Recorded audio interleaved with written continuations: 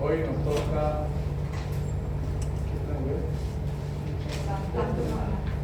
parto, ¿cierto? Bueno, el tema de parto es bastante larguito, porque tenemos que hablar del parto en conceptos generales, tenemos que hablar del trabajo de parto, tenemos que hablar del periodo del parto, solamente hidratación, expulsión del feto, tercer periodo del parto, que es el alumbramiento. Tenemos que hablar del trabajo de parto, del concepto, los fenómenos fisiológicos, fenómenos activos, fenómenos pasivos. Ya o sea, es larguito el tema y lo vamos a dividir en tres clases. Hoy vamos a hablar de la parte primera de conceptos básicos. Vamos a aprender cuál es el concepto de parto.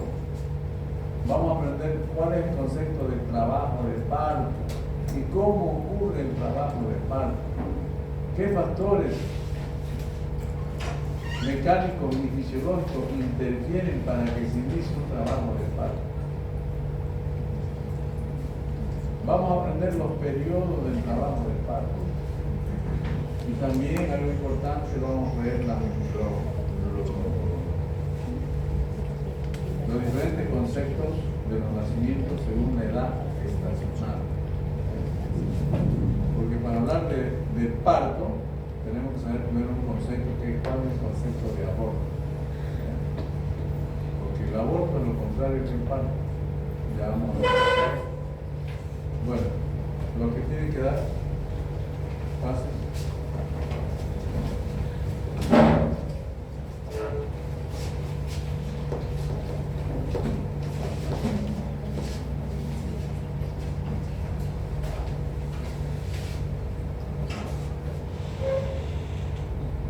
Vamos, ¿quién comienza? Buenas tardes, hoy vamos a hablar sobre el parto normal. Parto, definición. Es la expulsión de un feto con un peso normal igual o mayor a 500 gramos, igual o mayor a 22 semanas completo. Para otros son 20 semanas, contadas desde el primer día de la última Fíjense menstruación. que es el parto, ¿no es cierto? Dice su compañera, no es más que la expulsión de un producto por el canal vaginal, ¿no es cierto? Pero para que digamos que un parto tiene sus características, uno, que tiene que ser igual o mayor a 22 semanas de gestación o tiene que ser igual o mayor a 500 gramos. Caso contrario sería un aborto. Entonces, ¿cuál es el concepto de aborto? Aborto, la expulsión de un producto con una edad gestacional menor a 21 semanas y 6 días o a 22 semanas como quieran y un peso menor a 500 gramos. Muchas veces llegan pacientes con dolores, muchas veces dicen no sabía que estaba embarazada. Esa es una cosa muy común aquí en nuestro país. Llegan en trabajo de aborto, expulsan el feto, no me acuerdo cuánto fue mi última periodo menstrual. ¿Y en qué nos basamos nosotros para decir si es un aborto o un parto inmaduro? Por ejemplo, en el peso. Todo feto que pese al nacer menos de 500 gramos es considerado como un aborto. ¿Por qué? Porque resulta, según nuestras normas, según nuestras leyes, si nos vino un aborto, restos de un aborto o un fetito de 16, 17 semanas, nosotros no tenemos la obligación de extender un certificado de óvulo. Pero si nos viene un feto mayor a 22 semanas o que pesa más de 500 gramos, sí tenemos la obligación de extender un certificado de óvulo. ¿Por qué? Porque esos familiares van a tener que ir a enterrar a ese.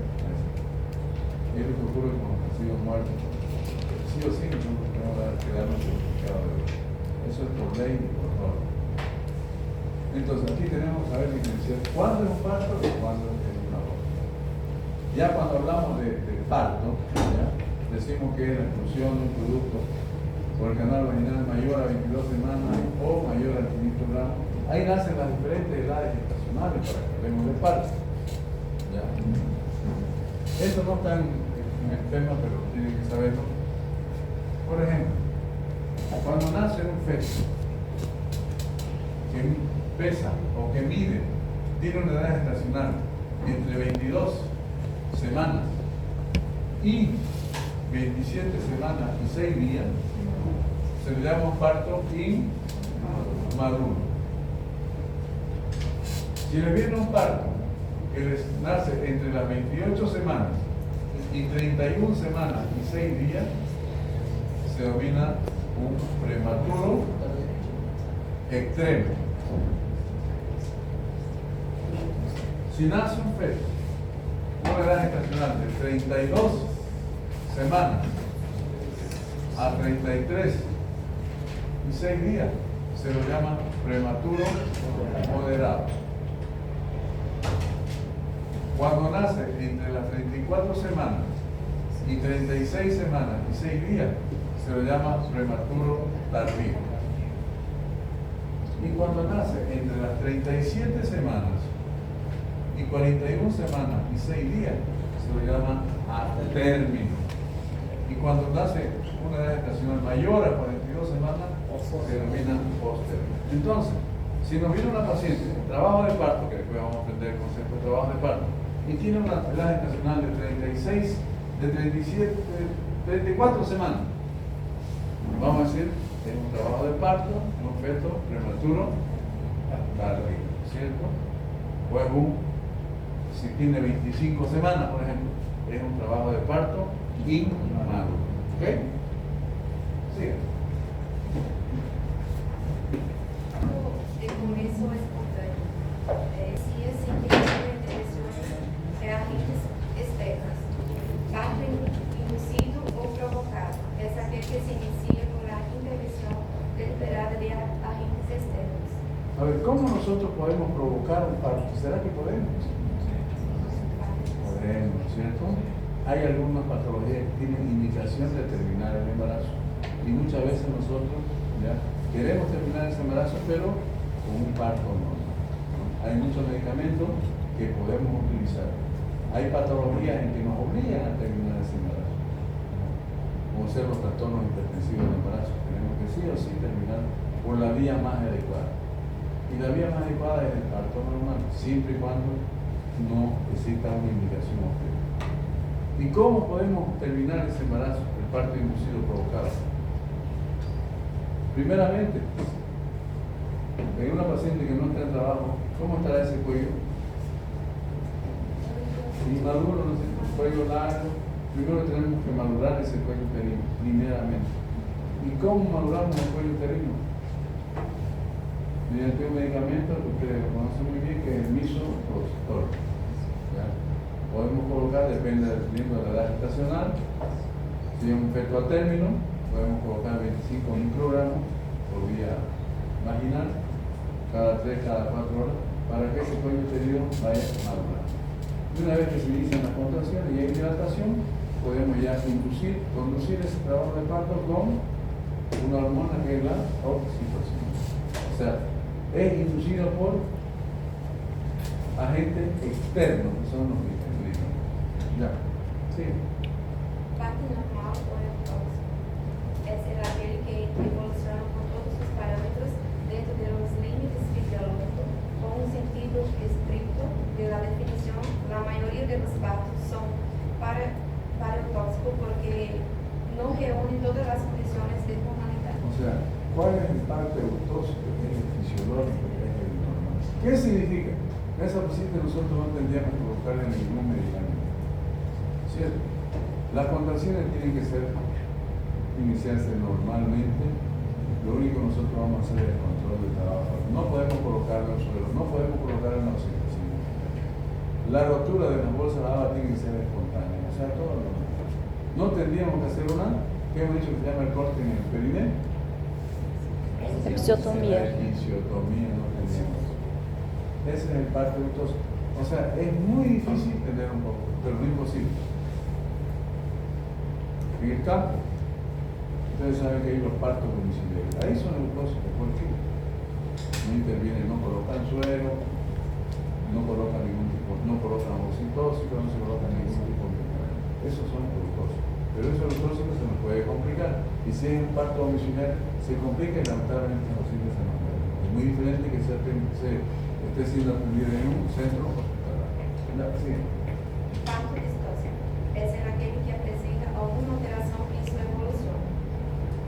Distorsión, contractilidad del útero de un mecanismo de parto, parto prolongado, evaluado porque en partograma sobrepasa el percentual de aumento de la curva de dilatación cervical en función del tiempo.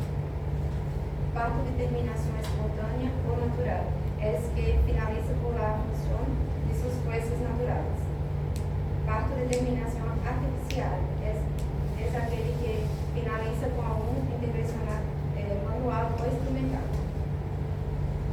Parto médico dirigido ou corrigido es aquele que se iniciou espontaneamente, pero durante sua evolução se lhe apresentou uma anatomia precoz e auxiliar. Amniotomía. La amniotomía no es más que la rotura de la fosa de la membrana ovular. Administrar la madre oxitocina, anestésicos, analgésico ou tranquilizantes. Factores relacionados con la iniciación del parto. Esto existen muchas teorías para que se inicie el trabajo de parto. Porque la iniciación del trabajo de parto tiene que ser normal, tiene que ser fisiológica, ¿no? Y hablan muchas teorías y así se cierta, aún no se sabe perfectamente dónde se origina el inicio del trabajo de parto. Solamente nosotros sabemos bien lo que es un trabajo de parto, pero exactamente no podemos saber cómo y cuándo se inicia. Van a escuchar las diferentes teorías que van a dar sus compañeros. Teoria físico-mecânica e neuroendócrina. É o crescimento útero por a parte proteica de lactina e miosina, principalmente, se detém aproximadamente a las 36 semanas de la gestación, mientras que el crecimiento fetal continúa hacia el término. Esto provoca una progresiva distensión de las miofibrinas del cuerpo y del segmento inferior del útero, fase físico-mecánica.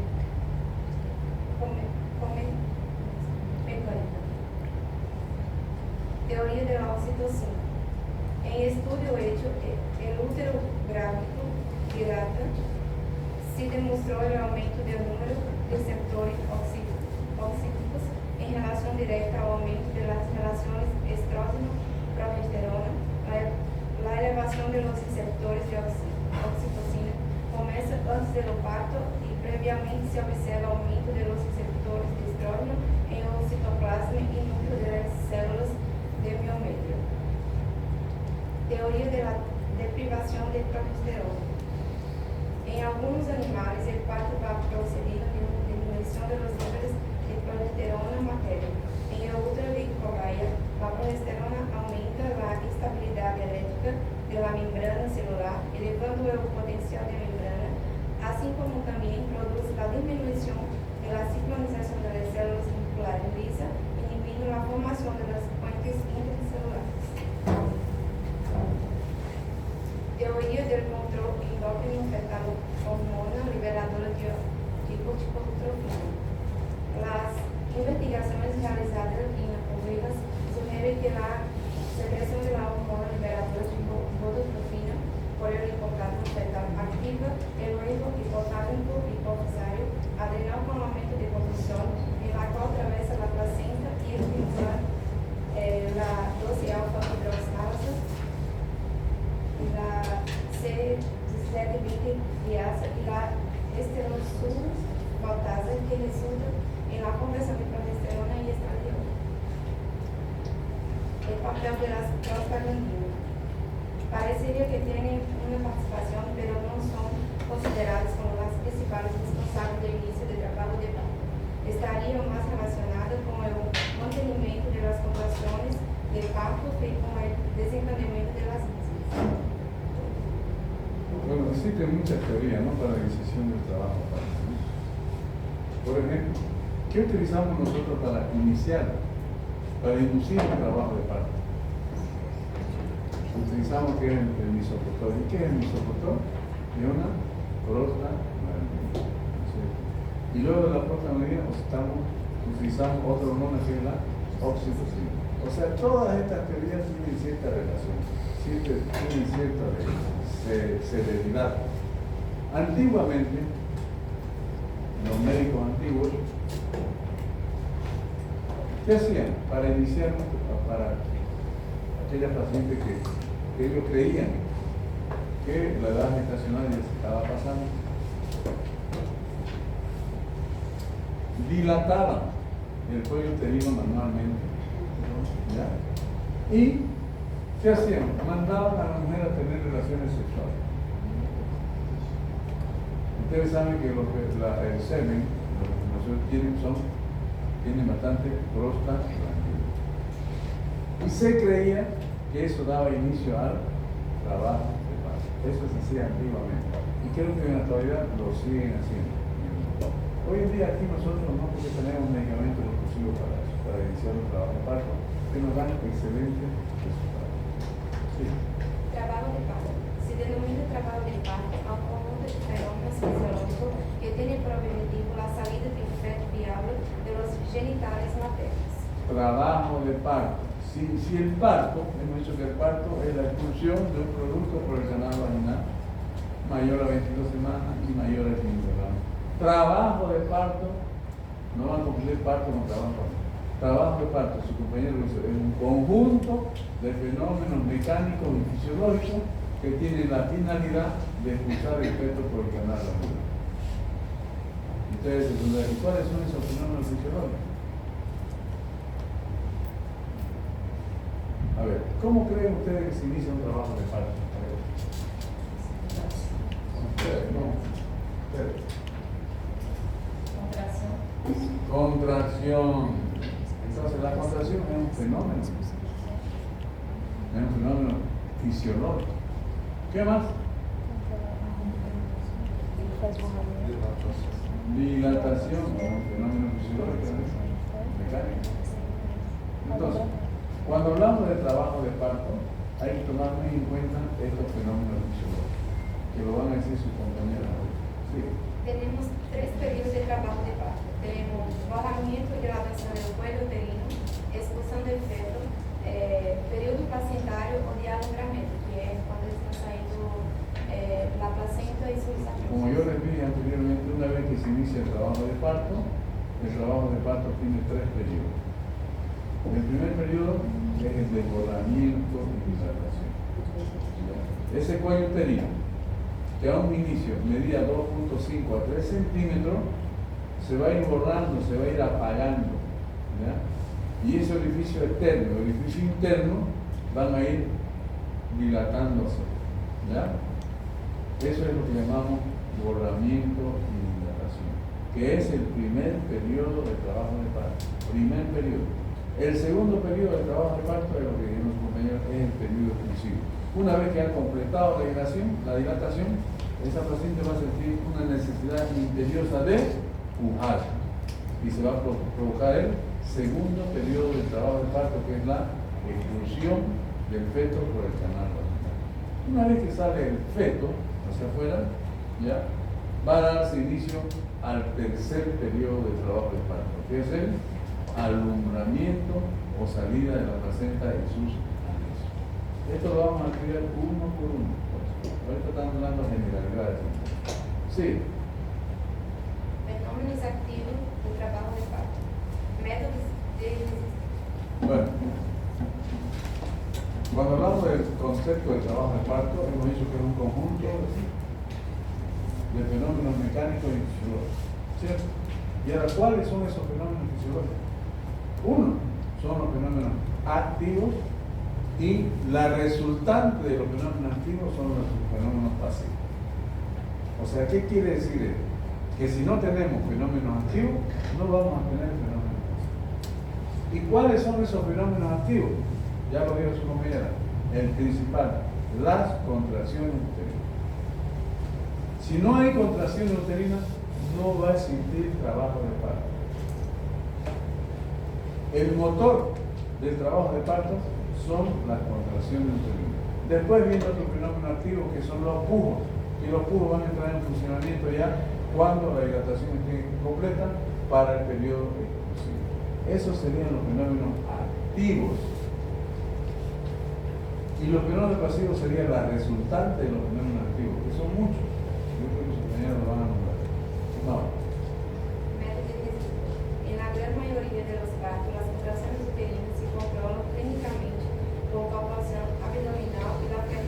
Su compañera van a hablar de la contracción uterina.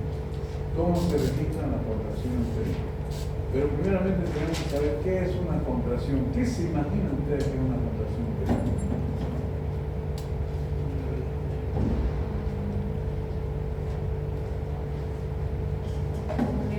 Endurecimiento del músculo. É uma marca passo. A ver, alguien habló de Endurecimiento del músculo. Exactamente. Ustedes saben que el cuerpo uterino, ¿qué tipo de musculatura tiene? Tiene una musculatura lisa. Es el endurecimiento de la musculatura lisa del cuerpo uterino. No es más la contracción uterina. Después otro fenómeno activo que tenemos son los pujos. ¿Y qué serán los pujos? A ver, imagínense, piensen ustedes, pónganse a pujar a ver. ¿Y qué músculos se ponen en funcionamiento? Los pujos no son más que fuertes contracciones de los músculos tóraco-abdominal, donde están los músculos expiratorios. Esas son las contracturas, los pujos. Pero los pujos entran en funcionamiento ya cuando la gestación está completa y en el periodo de descenso de la presentación, para el periodo de expulsión, ahí recién la paciente siente una necesidad imperiosa de pujar, como si tuviera necesidad de defecar, lo mismo ocurre. Ya, siga. Siga ahora la característica de la contracción uterina.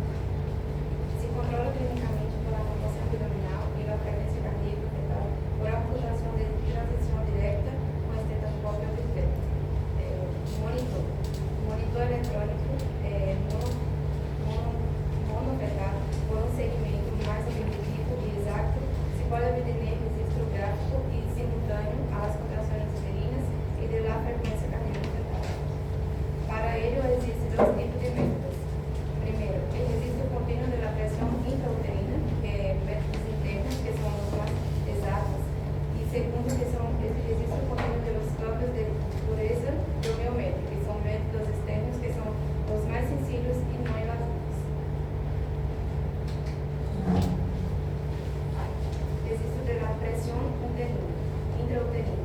Este método es el único que permite medir exactamente la intensidad de las contracciones uterinas, el tono uterino y la amplitud de los pulsos. Topografía externa. Consiste en registrar los cambios de la dureza de un miometro por medio de un diámetro aplicado sobre la pared abdominal en contacto con el útero. El diámetro es mantenido en lugar deseado mediante una cinta elástica periabdominal.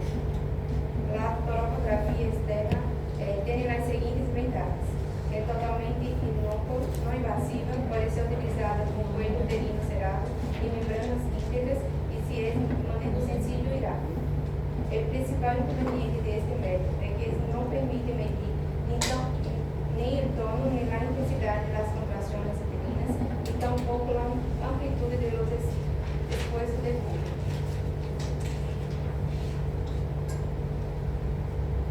Características de las contracciones uterinas. El tono es la presión más baja registrada en las contracciones. La intensidad, amplitud, es el aumento en la presión uterina causada por cada contracción. La frecuencia se expresa por el número de contracciones producidas en 10 minutos. El intervalo es el tiempo que transcurre entre los tiempos de dos contracciones consecutivas. En intervalos entre las contracciones varía en razón inversa a la frecuencia de las mismas.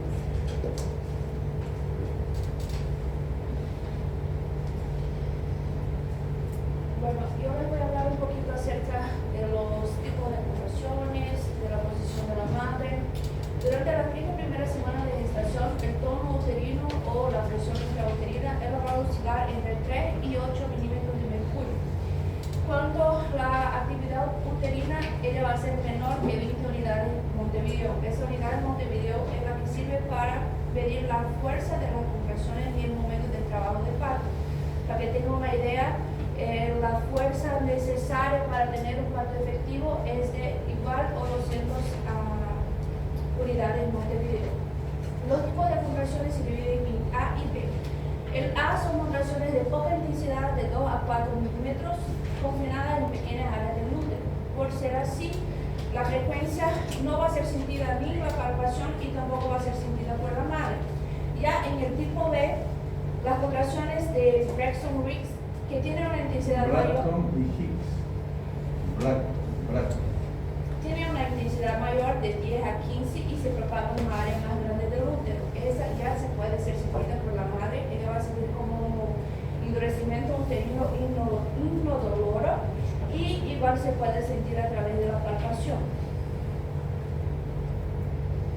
El preparto es el periodo de actividad uterina creciente que corresponde a las últimas semanas de la gravidez. Después de la 30ª semana de gestación se produce un aumento gradual de la intensidad y la frecuencia de las contracciones de Braxton Hicks, la que invade áreas progresivas mayores del útero a la vez que adquieren un ritmo más regular. Las contracciones del útero constituyen uno de los factores que causan la maduración progresiva del cuello uterino que ocurre durante el preparto. A lo largo de este proceso, el cuello uterino sufre distintos cambios que se han clasificado como grados de madurez cervical, que son 3. El grado 1 sería el cuello inmaduro, en situación muy posterior respecto al eje de la vagina, con consistencia firme, con una longitud o borramiento de 3 a 4 centímetros, sin dilatación del orificio interno, ni externo, ni en las muríparas. El grado 2, tenemos un cuello parcialmente maduro que presenta distintas variedades intermedias entre los grados 1 y 3. Y en el grado 3 tenemos un cuello maduro, bien centralizado en el eje de la vagina, de consistencia muy blanda, longitud ajustada a 1 centímetro o menos, borrado o en vías de borramiento descendiente hasta 2-3 centímetros. A ver, estamos hablando de las contracciones uterinas, ¿no es cierto? Como ya dijimos anteriormente, las contracciones uterinas no es más que un endurecimiento de la musculatura lisa del cuerpo uterino, ¿cierto? ¿Desde cuándo la paciente, cuándo comienzan las contracciones uterinas? Mi compañera habló de unas contracciones tipo A, que son contracciones indoloras, que no lo percibe la mamá, no lo percibe el médico que examina. Son contracciones que tiene la madre, una contracción por hora. ¿Cuándo comienza a tener esa contracción tipo A? A partir de la semana 26, 27, 28. ¿Por qué comienzan las contracciones? Las contracciones tienen una finalidad. Hemos dicho que los fenómenos pasivos es la resultante de los fenómenos activos. Ahí ya comienzan a trabajar los fenómenos activos, comienzan a trabajar las contracciones uterinas. Esas contracciones tipo A o indolora tienen un tono menor, y su compañero lo veo, tiene un tono de 2 a 4 milímetros. Es casi imperceptible. Solamente nosotros podemos, con un monitor fetal, podemos nosotros detectar ese tipo de contracciones. Luego, a partir de la semana 30 de gestación, ya comienzan a tener contracciones más fuertes, que tienen un tono mayor y que abarcan mayor área del cuerpo uterino, que son las contracciones tipo B o contracciones de Braxton Hicks. ¿Ya? Esas contracciones sí son percibidas por la madre, sí son percibidas por el médico que examina. Y puede tener que tenga entre 8 a 10 contracciones por hora. Luego llega una edad gestacional de las 34 a 35 semanas, donde comienzan las contracciones del preparto. Preparto. ¿Qué significa preparto? Que esa paciente se está preparando para el inicio del trabajo del parto. Esas contracciones son con un tono mucho mayor. Y ya por último, a partir de las 37, 38 semanas, pueden iniciarse las contracciones del trabajo del parto. ¿Y cuál es la finalidad de las contracciones? Hemos dicho que los fenómenos activos dan lugar a los fenómenos pasivos. Los fenómenos pasivos es la resultante de los fenómenos activos.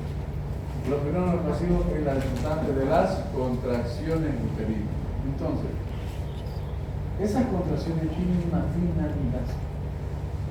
Las contracciones, en el cuerpo uterino existen marcapasos de las contracciones. Tenemos en los cuernos un marcapaso derecho y y un marcapaso izquierdo. Nunca si dicen ambas a la misma vez.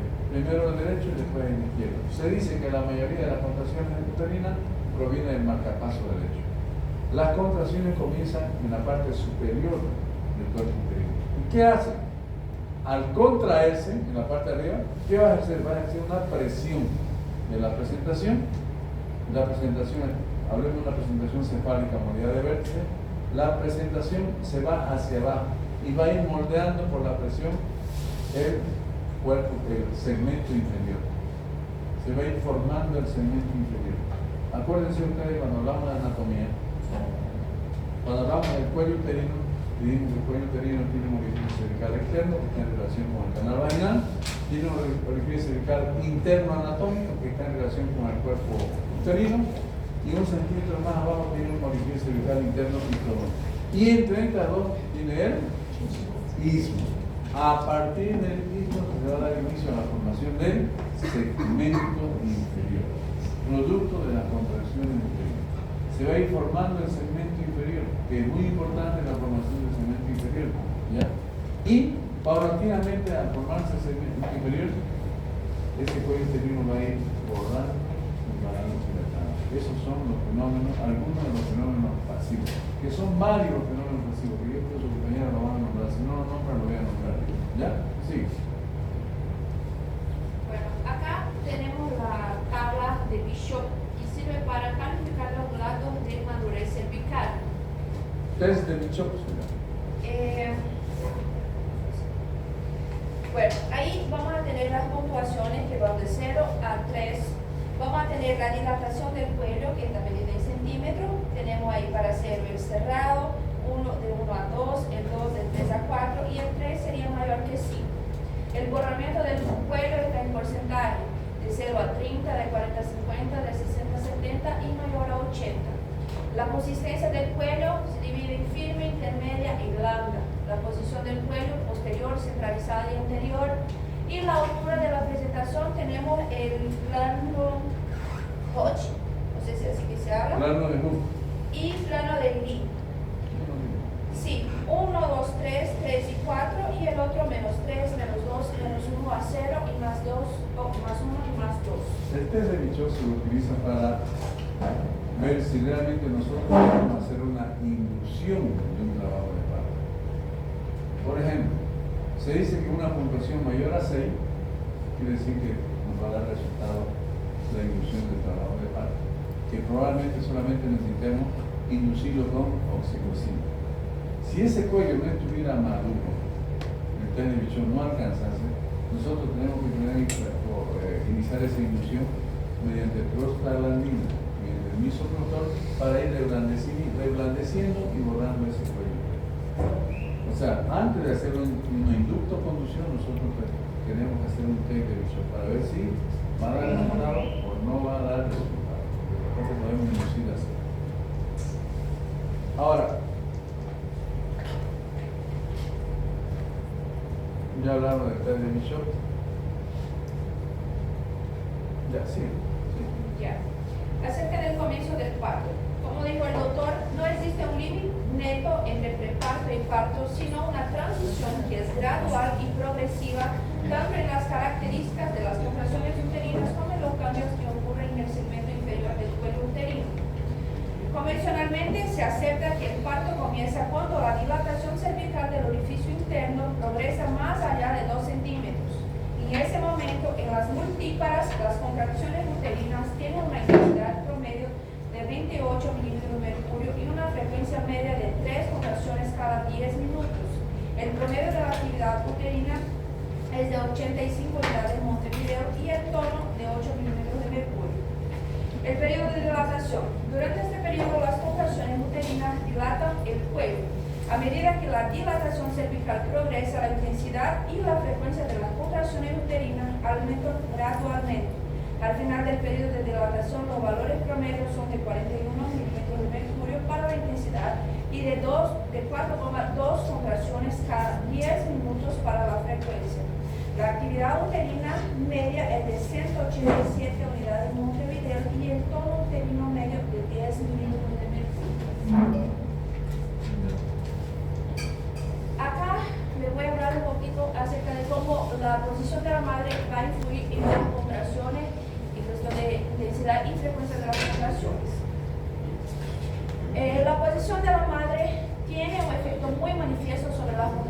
uterina.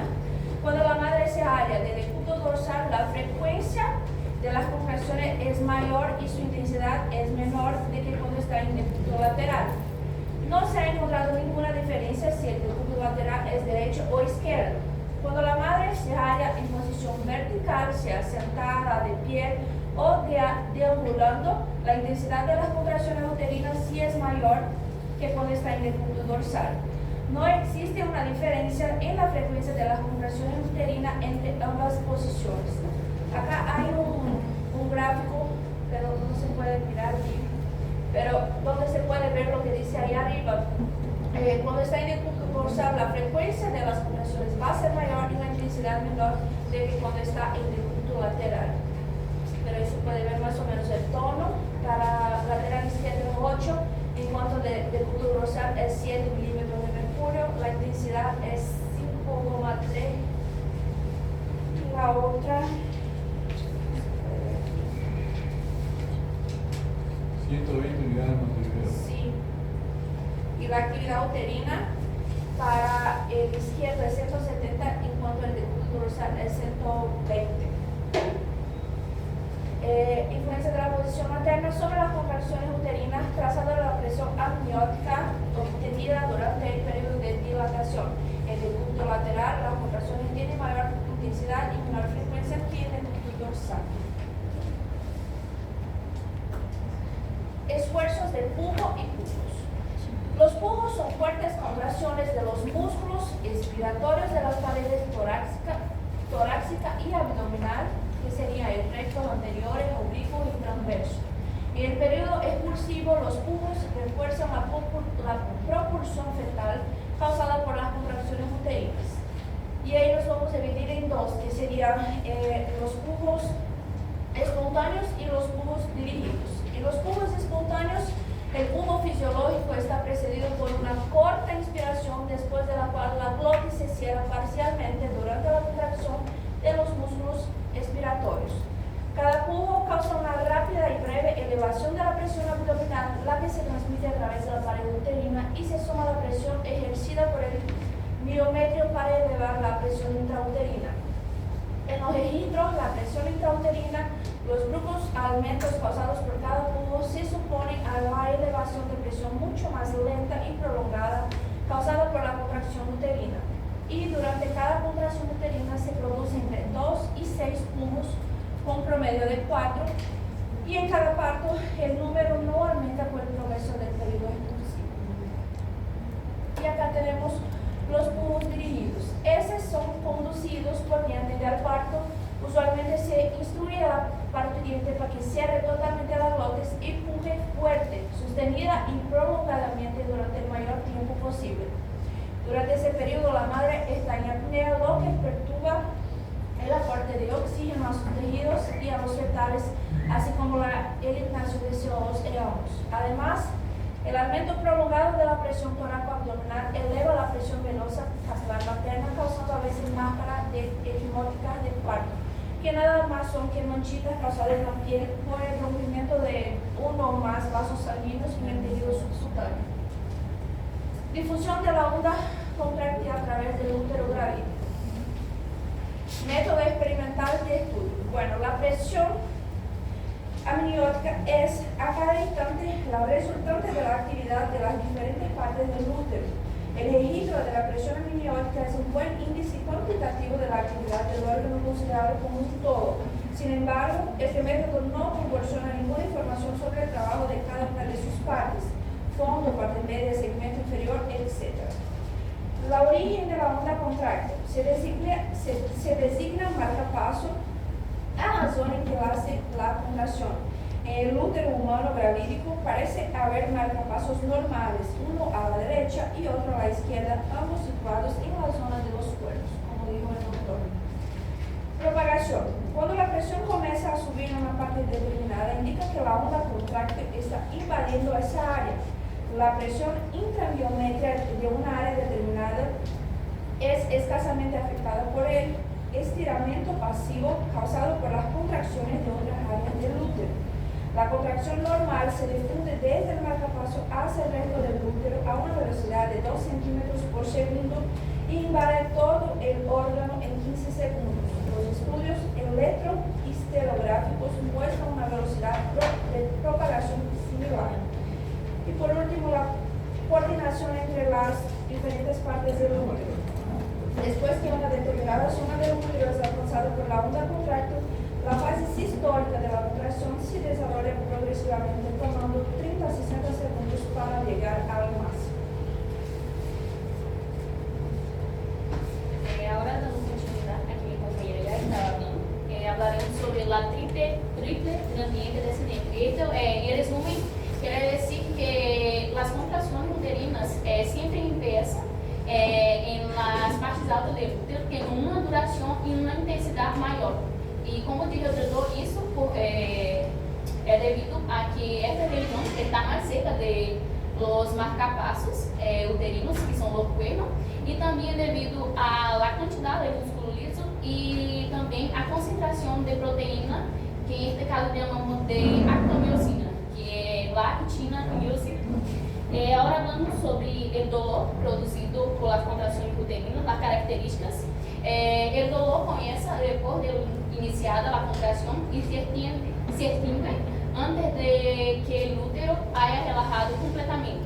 Otra característica, no hay dolor en los intervalos de las contracciones uterinas y en cada mujer el dolor aparece cuando la presión amniótica sube por encima de cierto nivel y desaparece cuando la presión cae por debajo del mismo. Hablaré ahora sobre las funciones de las contracciones uterinas y de los pubos. Hay tres funciones. La primera sería la preparación del canal del parto, la otra sería la propulsión del feto y la otra sería la transmisión de la propulsión. Empezamos con la preparación del canal del parto. Dice que comprende el bojamiento y dilatación del cuello y la distensión del segmento inferior, la dilatación de la inserción cervical de la vagina, la expulsión de los limos, la formación de la bolsa de las alas. Las contracciones uterinas tienen dos mecanismos, que sería la presión ejercida sobre el segmento inferior del pelo y la bolsa de aguas o la presentación. Segundo, la tracción longitudinal ejercida por el cuerpo uterino sobre el segmento inferior del cuello. Y las características óptimas para las contracciones uterinas serían invadir todo el útero, possuir la triple gradiente descendente, que ya hablamos. La intensidad de las contracciones debe alcanzar valores entre 25 y 45 milímetros de mercurio y el intervalo de las vértices de las contracciones es entre 2.5 a 5 contracciones a cada 10 minutos. Recordando lo que nos enseñó el doctor, las contracciones en el trabajo de parto normal sería llegar hasta 5 contracciones en 10 minutos. Pero si ultrapasa las 5 contracciones, por ejemplo, 6 contracciones en 10 minutos, es clasificado como una hipercitoria. Otra característica es entre las contracciones de relajación del útero y debe ser completa. La presión amniótica debe descender al valor del tono normal, que es entre 8 a 12 milímetros de mercurio. Otra de las funciones de la contracción sería la propulsión del feto. Las contracciones uterinas y los pubos propulsan al feto haciendo avanzar por el canal del parto hasta su expulsión. La producción frontal comienza gradualmente con las contracciones del preparto, se continúa durante el periodo de dilatación y cumple su parte más importante durante el periodo expansivo, en la cual los esfuerzos del pubo colaboran en la forma más significativa con las contracciones uterinas. Tercera función de las contracciones de los pubos sería la transmisión de la propulsión, que son dos mecanismos que actúan en complemento. Durante la contracción, el fluido uterino empuja el polo caudal del feto y esta fuerza propulsora es transmitida a la cabeza fetal con la columna vertebral, que actúa con el tallo semirígido. Este mecanismo implica apoyo directo del fluido uterino sobre la nalga fetal. El feto es maleable y el contenido uterino se comporta como una masa semifluida que transmite la presión hidráulica uniformemente en todas las direcciones. Esta expresión transmite la presentación, la que actúa como un pistón moderado ajustadamente dentro del canal del parto. Y ahora vamos sobre la frecuencia cardíaca fetal. el registro gráfico de la frecuencia cardíaca fetal, obtenido con métodos electrónicos, permite medir y estudiar con exactitud las variaciones en que ella produce. Y los registros de la frecuencia Este registro fetal, que es lo que se denomina el monitoreo fetal, que hoy en día se lo hace en todos los centros hospitalarios que tienen instalado, ¿no? Es para ver el bienestar fetal, cómo se encuentra ese feto, ¿no? Y tiene las características que nosotros vemos a ver. Los registros de la frecuencia cardíaca fetal, hemos dicho que la frecuencia cardíaca fetal normal está entre 120 a 160 latidos por minuto. Arriba de 160 latidos sería una taquicardia que nos va a indicar que ese efecto probablemente esté en un sufrimiento fetal. Y por abajo de 120 loco, sería una radicardia. ¿Qué se dan las oscilaciones? Como les dije anteriormente, la frecuencia cardíaca fetal oscila entre 120 a 160, pero la media es de 137 a 140 latidos. ¿Qué son las oscilaciones? No es más que la subida de la frecuencia cardíaca fetal. Puede subir en 3, en 4 o 106, que es fisiológico, que es normal.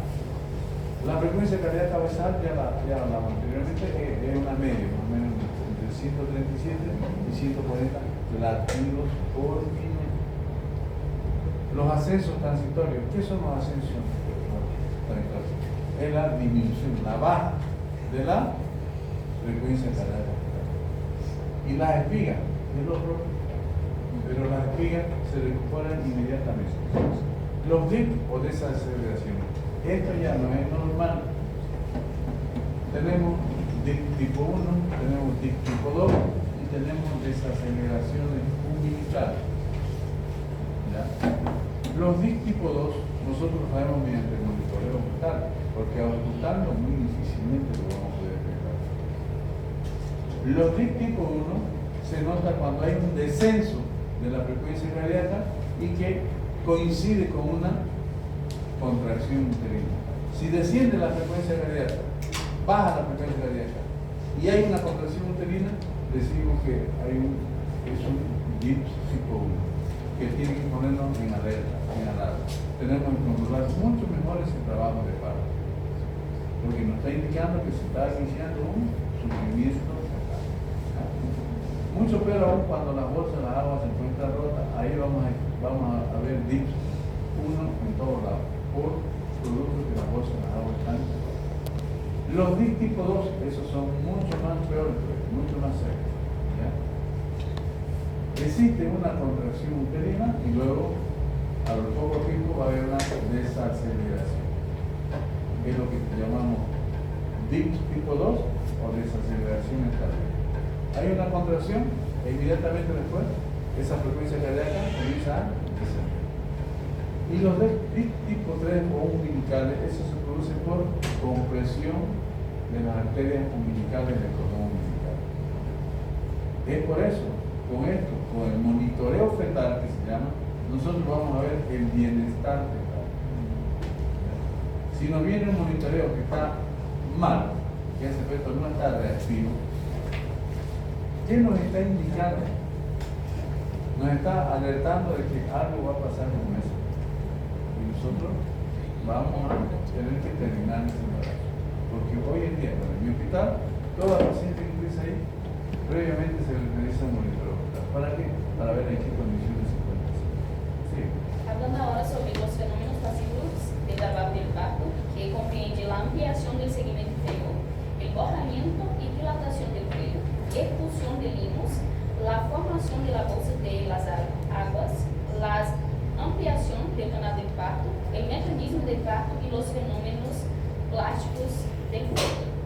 Primero, hablaremos sobre el desarrollo del segmento inferior, que va a decir que durante el trabajo del parto, el segmento inferior completa su formación, intensificando los mismos mecanismos que se explicaron para el embarazo.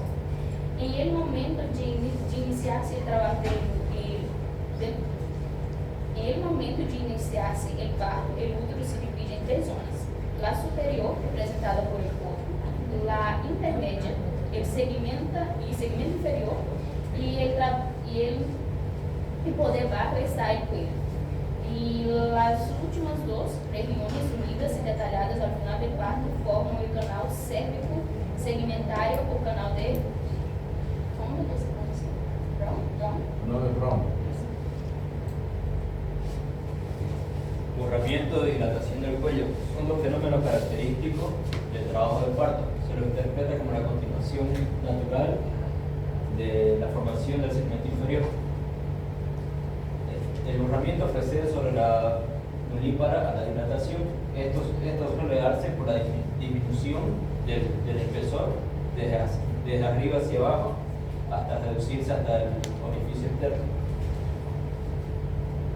En cambio, en la multípara, el borramiento del cuello suele producirse simultáneamente al proceso de dilatación y finaliza recién cuando este último se ha completado.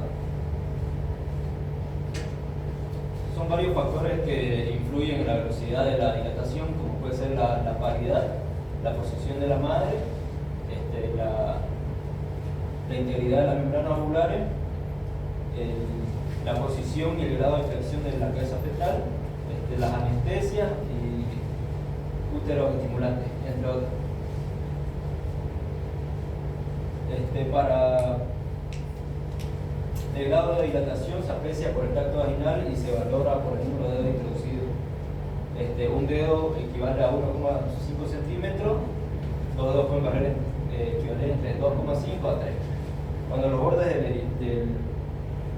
bordes del orificio alcanzan las paredes de la pelvis, esto quiere decir que la dilatación se ha completado y así se constituye lo que es el canal segmento vaginal.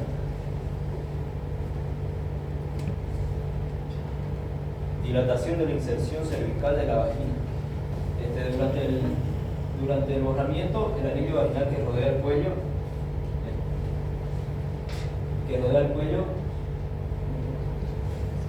sufre una dilatación progresiva.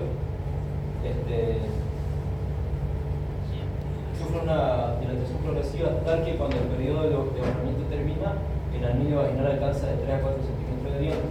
Con el progreso de la dilatación, el anillo vaginal se va ensanchando, de manera que cuando el cuello se halla aún lejos de la dilatación completa, el anillo vaginal superior adquiere ya un diámetro de próximo 10 centímetros, permitiendo la penetración profunda de la presentación, cuyo descenso es limitado por el diafragma cervical, insuficientemente dilatado y aplicado a la presentación en forma de un rasquete.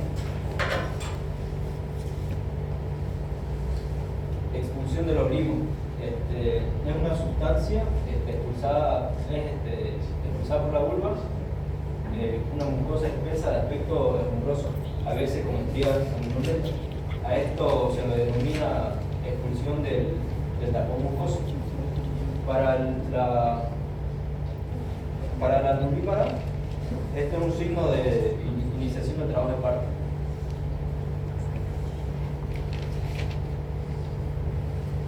Formación de la bolsa de las aguas. Las contracciones uterinas del trabajo actúan sobre el polo inferior del huevo, despegándolo y haciéndolo deslizar hacia abajo. Este polo con esta característica que se insinúa en el cuello se denomina bolsa de las aguas. Cuando se realiza un tacto por vía vaginal durante el periodo de borramiento, y especialmente en el curso de la dilatación ante la ruptura de la membrana, se comprueba que con esta contracción el polo inferior del huevo desprendido golpea más o menos energéticamente durante todo el tiempo, relajándose a veces hasta hacerse imperceptible en el interior. Las bolsas de agua están constituidas por años por dentro y corios por fuera. Las bolsas de agua actúan como dilatadoras del cuello, protegen la cavidad ovular y el feto contra ascenso de germen y contra el modelado excesivo de la cabeza fetal ocasionado por el parto. Rotura de las bolsas de agua. Tenemos varios tipos de rotura, como es la rotura prematura, tiene lugar antes del comienzo del trabajo de parto. Si este no se inicia pronto, puede sobrevenir una infección ascendente de la cavidad ovular. Cuando se produce durante el embarazo se denomina rotura de la membrana, por no estar aún constituida de la bolsa de las aguas. Rotura precoz. La rotura acontece durante el periodo de dilatación antes de que ésta se haya completado. Rotura tempestiva u oportuna, cuando el cuello se encuentra totalmente dilatado. Rotura tardía, después de la dilatación completa, a veces en pleno periodo expulsivo. rotura alta cuando la rotura efectúa por encima del área cervical, llama la atención de la pérdida insidiosa de líquido y la resistencia táctil de la bolsa. Rotura falsa o de doble saco consiste en la rotura del corio con integridad en ambos. El derrame de líquido es escaso. Rotura espontánea cuando la rotura se produce por sí sola. Y rotura artificial o instrumental cuando es un desgarro fortísimo. Alteraciones en líquido amniótico. La coloración verdosa de tono variado indica conio disuelto en el líquido, que es de desecho, ya sea del feto, que puede ser viril, hasta ese, pero significa que el feto ha sufrido temporalmente en algún momento. El color rojo es un signo del feto haya muerto, del signo del feto muerto hace muchas horas o días. El color rojo puro le hace pensar en el desgarro de algún vaso intestinal. Grumos negro-verdosos es ausencia de una presentación de largas, son una advertencia de hipoxia fetal. Color más o menos fétido significa infección ocular. Ampliación natural del canal del parto.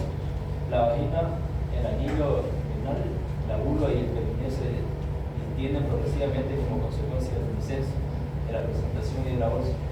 Al final del parto cede el diafragma muscular de los alrededores del ano y músculos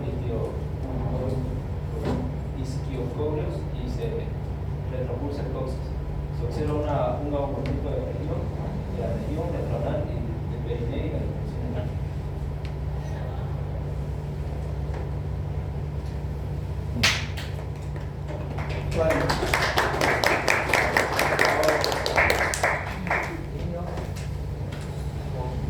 Bien.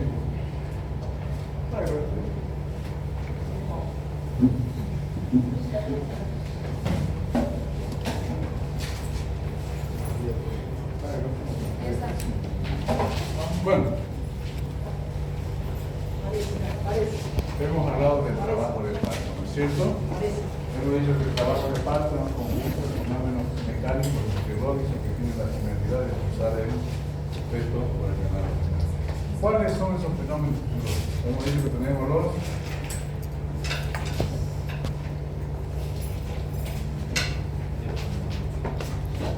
fenómenos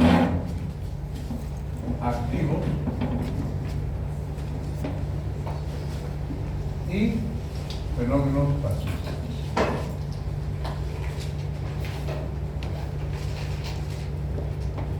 Cuando hablamos de los fenómenos activos, hablamos de las contracciones, ¿no es cierto? Que son que no es más que un endurecimiento de la musculatura lisa del cuerpo uterino. Y hablamos de los tipos de contracciones que hay, tipo A, tipo B, las contracciones del preparto y las contracciones del trabajo del parto. Luego hablamos de los músculos, que dijimos que son fuertes contracciones de los músculos toracoabdominales, ¿no? Respiratorios sobre todo. Estos son los fenómenos activos. ¿Y qué dijimos que son los fenómenos pasivos? Que es la resultante de los fenómenos activos, la resultante de las contracciones uterinas. Y uno de los primeros fenómenos pasivos que tenemos es la formación que dijimos del segmento inferior. Entonces, producto de las contracciones, ya las contracciones hablamos de comenzar a partir de las 27 y 28 semanas con las contracciones tipo A, luego las contracciones tipo B o de Brad-Von-Hill y luego las contracciones del preparto y más aún después con las contracciones del trabajo de parto.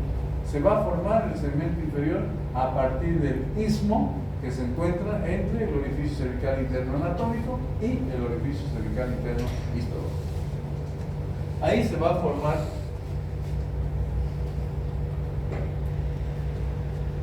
a partir de aquí se va a formar el segmento inferior. Este es el segmento inferior.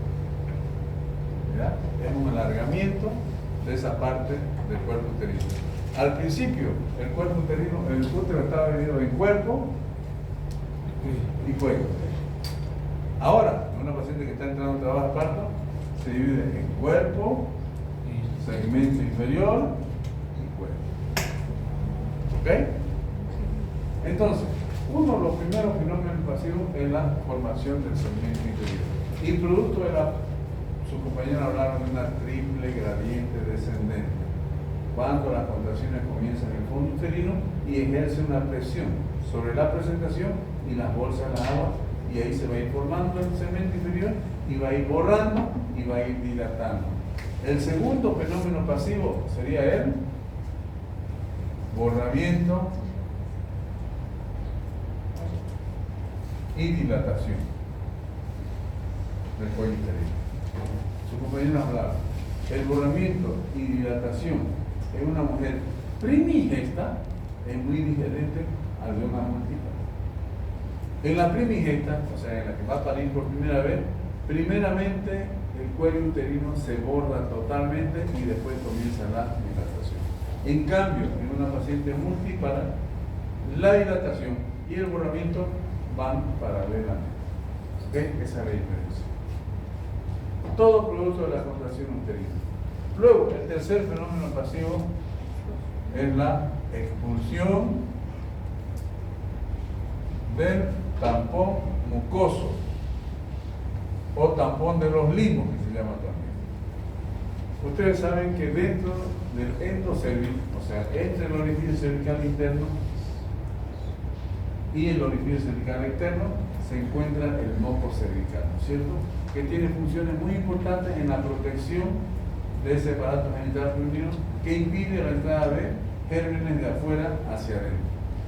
Una vez que va ocurriendo el borramiento y la dilatación, ¿qué pasa con ese moco cervical que estaba en ese cuello uterino?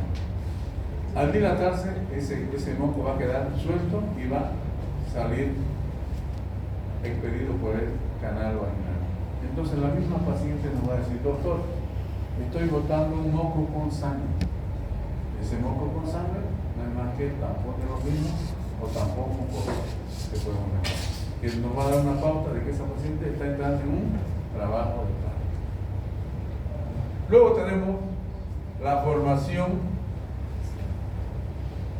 de las bolsas de las aguas.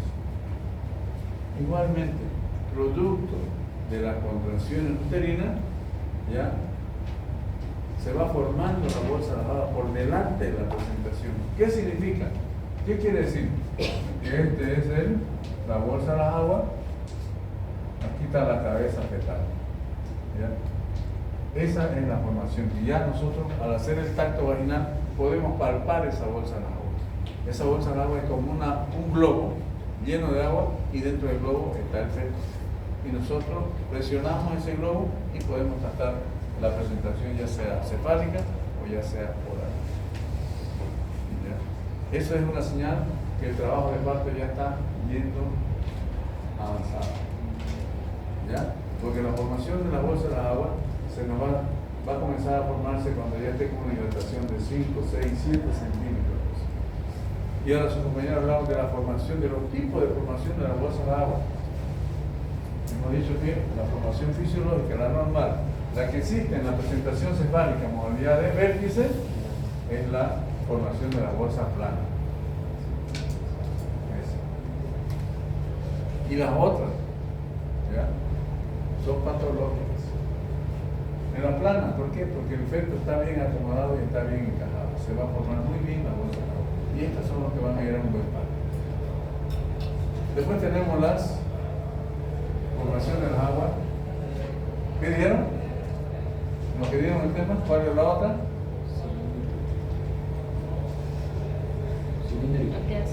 La cilíndrica. ¿Ya? ¿Por qué se dan las cilíndricas? Porque muchas veces la presentación no está bien encajada y el líquido amniótico se pasa por un costado. ¿Ya? Y luego la peor es la piriforme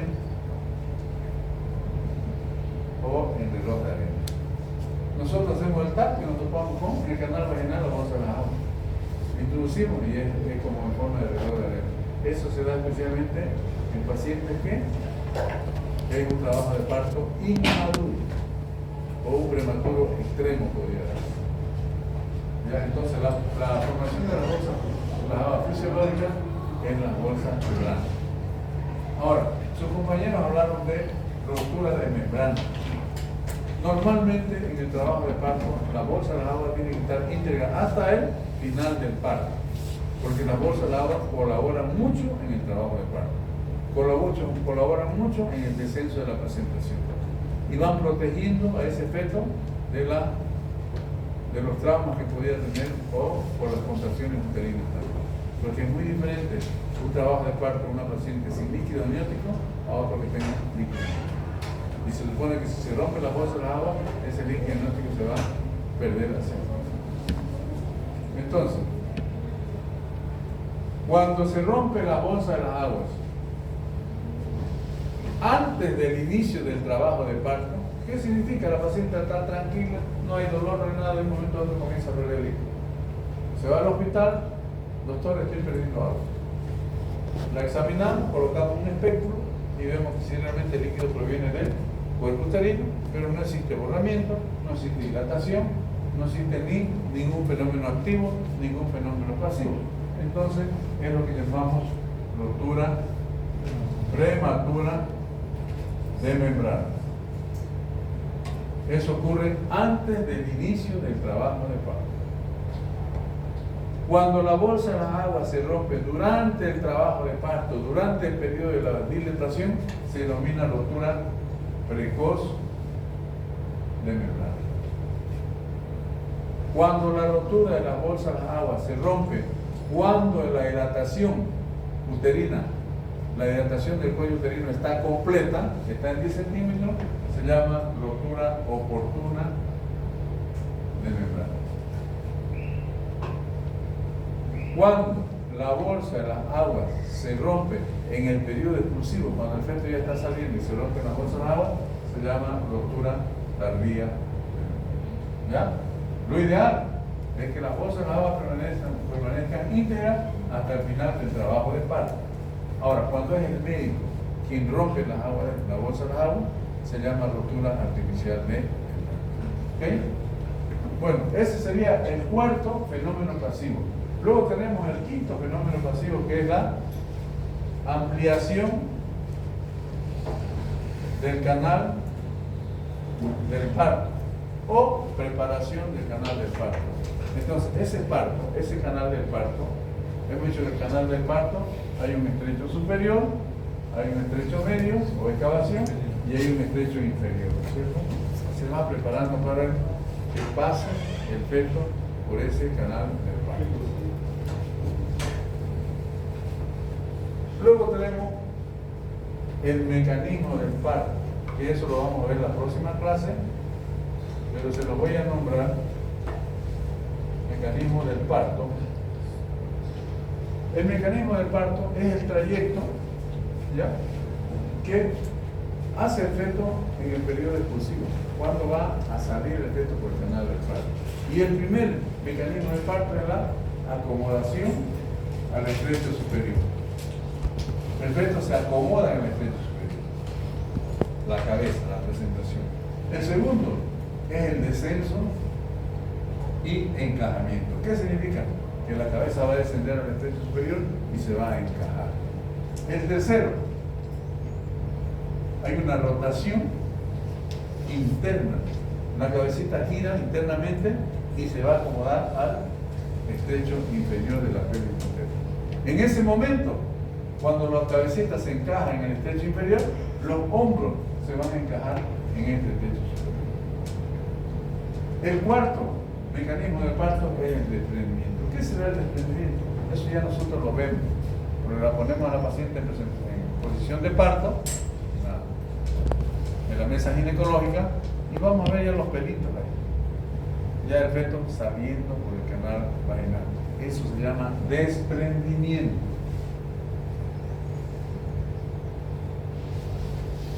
El desprendimiento puede ser de dos formas. Si el feto sale mirando hacia arriba, ¿ya?, el desprendimiento va a ser tipo occipito sacro. ¿Por qué? Porque el punto diagnóstico, el hueso occipital, está en relación con el hueso sacro.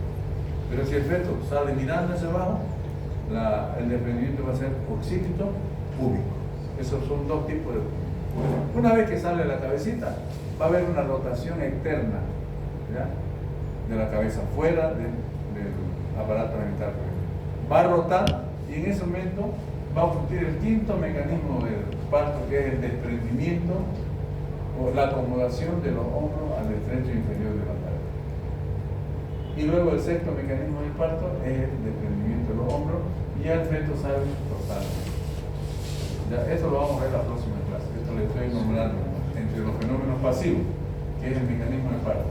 Y el último fenómeno pasivo son los fenómenos, ¿qué se llaman? Ustedes lo han nombrado. Fenómenos plásticos. ¿Cuáles son los fenómenos plásticos? ¿Qué creen ustedes que son los fenómenos plásticos? Es el modelaje de la cabeza, las deformaciones de la cabeza que tienen durante el proyecto en el canal del parto. Pueden existir cefalohematomas, pueden existir hematomas, caput sucedáneo. Muchas veces sale el feto con una cabeza así larguísima, es el caput, que no debería ser así, pero muchas veces pasa. Cuando el periodo expulsivo es muy prolongado, se forman esos caput que llamamos, es lo que llamamos los fenómenos plásticos. Bien, jóvenes, a ver,